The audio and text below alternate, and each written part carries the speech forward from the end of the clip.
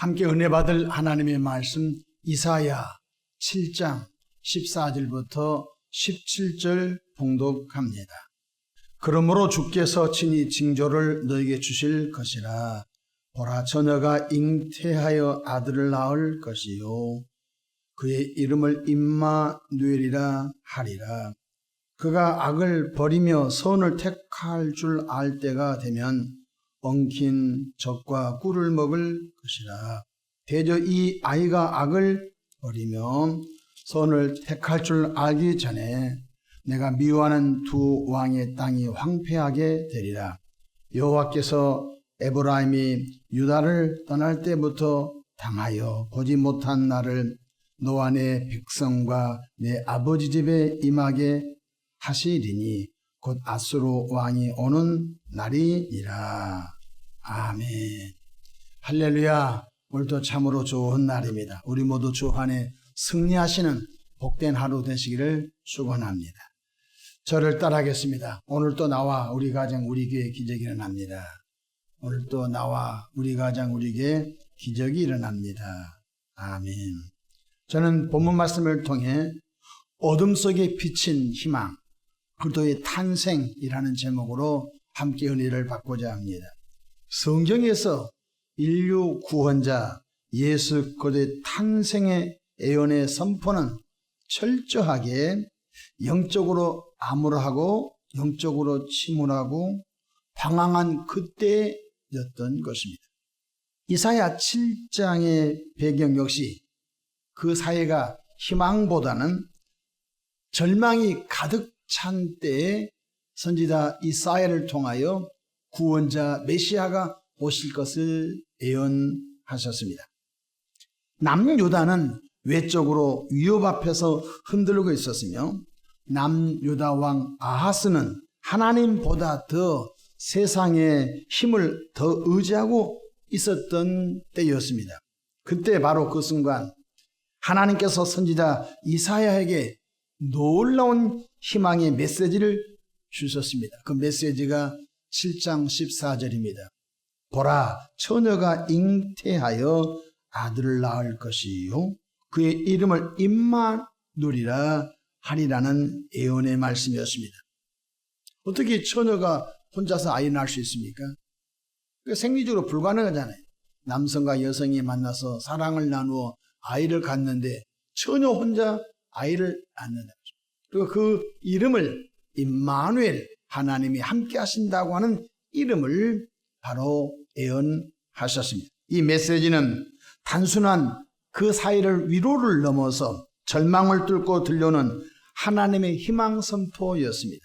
이 새벽에 우리는 성탄을 기다리면서 예수 그리스도의 탄생이 왜 이 역사와 이 인류와 우리 가정과 우리 개인들에게 희망이 되었는지 다시 몇 가지를 마음에 새겨보도록 하겠습니다. 첫째로 그리스도의 탄생에 대한 메시지는 하나님께서 인류에게 주신 희망의 징조였던 것입니다. 캄캄한 밤에 새벽별이 비침으로 인하여 아침 새벽을 알리는 것처럼 캄캄하고 절망스러운 그때에 선지자 이사야를 통하여 보라, 장차 처녀가 아들을 낳을 것이요 그 아들의 이름을 임마누엘이라 하리라. 이것은 절망을 뚫고 나오는 하나님의 희망 선언이었던 것입니다. 사랑의 하나님께서는 인간의 희망을 포기하는 자리에서 먼저 희망의 징조를 주신다는 것입니다. 이 희망의 징조가 바로 처녀가 잉태하여 아들을 낳을 것이라는 것입니다. 신약 성경에 사도 요한은 요한복음 1장에 이렇게 말씀해 주고 있습니다. 태초에 말씀이 계시니라. 이 말씀이 하나님과 함께 계셨으니 이 말씀이 하나님이시다. 그런데 영원전부터 말씀으로 계셨던 그 하나님이 요한복음 1장 14절에 보면 말씀이 육신이 되어 우리 가운데 거하심에 라고 가르쳐주고 있는 것입니다. 사랑하는 성도 여러분, 세상은 여전히 캄캄하고 어둡습니다. 국제 정세를 봐도 도무지 앞을 예단하고 예측하기 어려운 그런 캄캄한 무역 경쟁과 정치적인 상황들 속에 또 국내도 마찬가지로 또 우리의 산업계라든지 우리 가정과 개인도 마찬가지인 것입니다. 여전히 세상은 어둡지만 희망의 등불이 서서히 꺼져가고 있는 것 같지만 그럼에도 불구하고 인류 구원자 예수 그리스도의 탄생은 끝이 아니라 희망의 시작을 선포하는 것인 줄로 믿으시길 바랍니다. 그리스도인들은 낙심하지 않습니다. 아무리 캄캄하고 절망적인 상황 속에서도 희망의 그리스도가 계신다는 사실을 기억하시기를 바랍니다. 둘째로 그리스도의 탄생은 심판을 넘어 온 인류를 구원의 길로 이끌어내는 희망인 것입니다. 7장 15절 보십시다. 그가 악을 버리며, 그가 누구죠? 장차 처녀를 통하여 탄생할 그리스도가 악을 버리고 선을 택한다고 하였습니다. 공의로 심판하시고 정의로 판단하시고 의로우신 나라를 이루실 그가 오시면은 철저히 악을 버리고 생명의 선을 택한다고 말씀하셨습니다. 선을 택할 줄을 알 때가 되면 엉긴 젖과 꿀을 먹을 것이라고 말씀해 주셨습니다. 16절 대저 그 아이가 악을 버리며 처녀의 몸을 통하여 탄생한 그리스도 메시아 구세주 그 아이가 악을 버리며 선을 택할 줄 알기 전에 내가 미워하는 두 왕이 땅에 황폐하게 되리라고 말씀해 주셨습니다. 하나님은 심판을 말씀하시되 그 목적은 멸망이 아니라 구원인 것입니다. 보십시오. 하나님은 어떤 분이 이렇게 말합니다. 아이 목사님 빨리 이 말세가 돼가지고 그냥 다 없으면 좋겠어요. 저 나쁜 놈도 죽었으면 좋겠고 저 집도 망하면 좋겠고 우리 인간들은 다 망했으면 좋겠다는 것입니다. 근데 사랑의 하나님 아버지께서는 독생자 예수님을 이 땅에 보내주셔서 심판이 아니라 바로 그 속에서 구원의 역사를 이끌어낸다는 것을 기억하시기를 축복합니다. 성경 요한복음 3장 16절로 17절에 하나님이 세상을 이처럼 사랑하사 독생자를 주셨으니 이는 그를 믿는 자마다 멸망하지 않고 영생을 얻게 하려 하심이라. 독생자 예수 그리스도를 이 땅에 보내신 것은 바로 우리를 멸망시키지 않고 영생을 선물로 주려고 오셨다고 말씀해 주고 있는 것입니다. 17절에 하나님이 그 아들을 세상에 보내신 것은 세상을 심판하려 하심이 아니요 그로 말미암아 세상을 구원받게 하려 하심이라고 말씀해 주셨습니다. 하나님의 의도는 멸망이 아닙니다. 하나님의 의도는 심판이 아닌 것입니다. 그 징계의 채찍을 통하여 구원의 예수님께로 나오기를 하나님이 지금도 기다리고 있는 것입니다. 예수 그리스도의 탄생은 이 지구상에 무서움과 혐오를 주는 것이 아니라 예수 그리스도의 탄생은 캄캄한 어둠에 붙들린 인생들을 구원해내는 희망의 서국이라는 것입니다. 흑암 속에 갇혀 마귀의 종노릇 한 자들이 참 빛으로 오신 인류 구원의 예수 그리스도를 보고 구원의 희망의 길로 나오라는 것입니다. 그래서 오늘 이사야서 9장 2절에 이런 말씀이 있습니다. 흑암에 행하던 백성이 큰 빛을 보고 사망의 그늘진 땅에 거주하던 자들에게 빛이 비치는도다. 흑암에 행하던 백성에게 큰 빛이 있다는 것입니다.